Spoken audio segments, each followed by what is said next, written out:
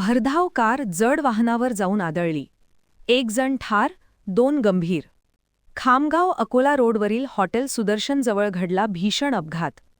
खामगाव अकोला महामार्गावरील हॉटेल सुदर्शनजवळ झालेल्या भीषण अपघातामध्ये एका 18 वर्षीय युवकाचा मृत्यू झाला असून दोघेजण गंभीर जखमी झाले आहेत.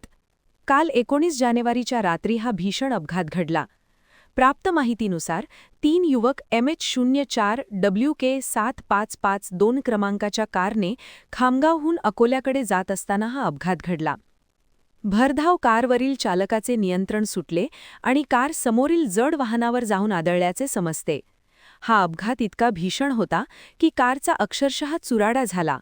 या अपघातात खामगाव शहरातील बर्डे प्लॉट भागात राहणाऱ्या शेख समीर शेख अनीस या 18 वर्षीय तरुणाचा मृत्यू झाला, तर राजू खान कासम खान व नाफे खान वखार खान हे दोघे गंभीर झाले आहे. जखमींना खामगाव येथील सामान्य रुग्णालयात उपचारासाठी दाखल करण्यात आले आहे. त्यापैकी एकाला अकोला येथील आयकॉन या खाजगी रुग्णालयात हलविण्यात आले आहे. समीर शेख यांच्या मृत्यूमुळे बर्डे प्लॉट भागात शोककळा पसरली आहे.